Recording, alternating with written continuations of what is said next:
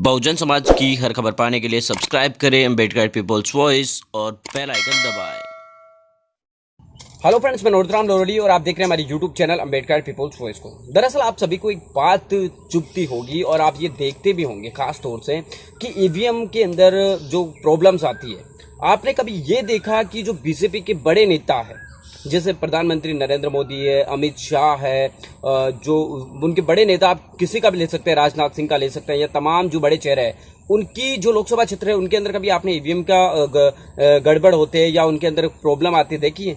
मुझे तो ऐसा कभी नजर नहीं आया। और जो इस अगर हम 3 चरणों की बात करें तो इनके अंदर अमित शाह की लोकसभा का है वो चुनाव हो चुका है।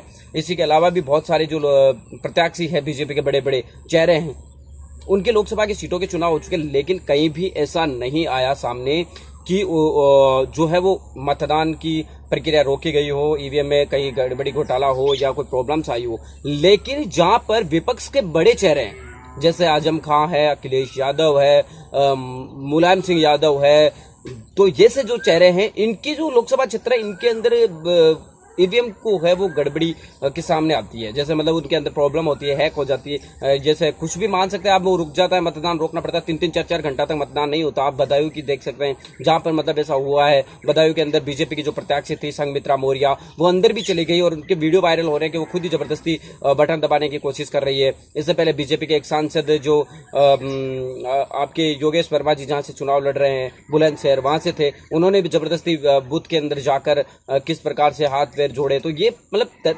तरीके से विपक्ष का इस प्रकार का। दूसरी बात अगर हम बात करें चुनाव आयोग की, तो जो बसपा सुप्रीमो मायावती ने मुसलमानों से वोटों के लिए अपील की, उनको बैन कर दिया गया। चलो कोई बात नहीं, आपके सेक्शन के अंदर आपने कर दिया। योगी आदित्य जो नवजोत सिंह सिद्धू है उन्होंने की और उनके ऊपर बैन लगा दिया, ठीक है। लेकिन प्रधानमंत्री नरेंद्र मोदी कई बार जो है वो उल्लंघन कर चुके हैं आचार संहिता का, लेकिन उन पर किसी भी प्रकार का कोई बैन नहीं लगाया जाता। बात यहाँ योगी आदित्यनाथ को आप बसपा सुप्रीमो से कंपेयर करने की कोशिश मत करना।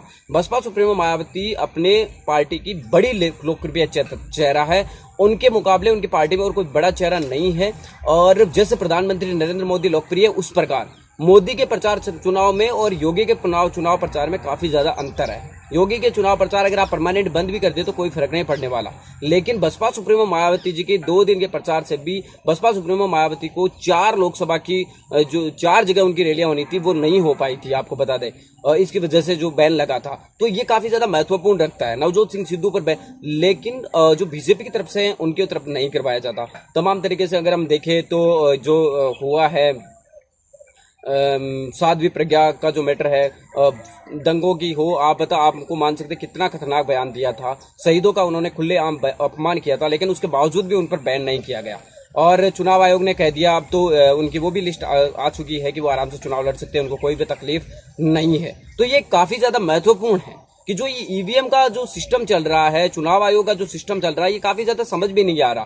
बीजेपी एंड को पूरी तरीके से मतलब चुनाव आयोग है वो निष्पक्षता की एक भी ऐसी किरण नहीं दिखा रहा, मतलब एक भी ऐसा पैमाना नहीं नजर आ रहा जहां पे ये निष्पक्षता दिखाई जाए। दूसरी बात करें जो टीवी डिबेट्स पर है, जो आज तक है, एबीपी न्यूज है, इनके ऊपर एक हेडिंग आती है। मैंने कल परसों देखा था एक हेडिंग, मैं YouTube सर्च कर रहा था और YouTube सर्च करते करते मुझे आज तक का एक वीडियो मिला और उसके ऊपर लिखा हुआ है, लिखा रहा था रोहित सरदाना जो एबीपी आज तक के न्यूज चैनल है उनकी तरफ से एक इंटरव्यू लिया जा रहा था। समाजवादी पार्टी के भदौरिया प्रवक्ता है उनकी तरफ से, उनको कह रहे हैं कि जब आप ईवीएम के ऊपर भी आप विश्वास नहीं कर पा रहे हो और आप प्रधानमंत्री बनाने चलो, तो मतलब इस तरीके के हेडिंग्स बनाए जाते हैं, इस प्रकार की हेडिंग बनाकर आप लोगों को गुमराह करने की पूरी कोशिश की जाती है ताकि आपका ईवीएम से है वो ध्यान हट जाए। लेकिन सबसे बड़ी बात है कि प्रधानमंत्री नरेंद्र मोदी के लोकसभा क्षेत्र में ये ईवीएम है क्यों नहीं होती, उनके जो हिंदू लोकसभा क्षेत्र वोटर है सब उनके, ये मुस्लिम और दलितों के वोट जो बूथ होते हैं उन्हीं के ऊपर मतलब इसके अंदर प्रॉब्लम्स क्यों आती है। तो ये काफी ज्यादा महत्वपूर्ण है। आपको पता है कि आजम खान जहां से चुनाव लड़ रहे हैं रामपुर से, वहां से 300 ईवीएम के अंदर है वो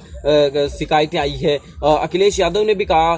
तो ये तमाम चीजें हैं वो निष्पक्षता दिखानी चाहिए चुनाव आयोग को, क्योंकि देश के अंदर लोकतंत्र बचाना जरूरी है और लोकतंत्र बचाने के लिए कोई बाहर से नहीं है, आप लोगों को जागना होगा, सचेत होना होगा। मिलेंगे किसी नई वीडियो नए अपडेट के साथ, तब तक आपसे लेते विदा। लाइक कीजिए, कमेंट कीजिए और शेयर कीजिए।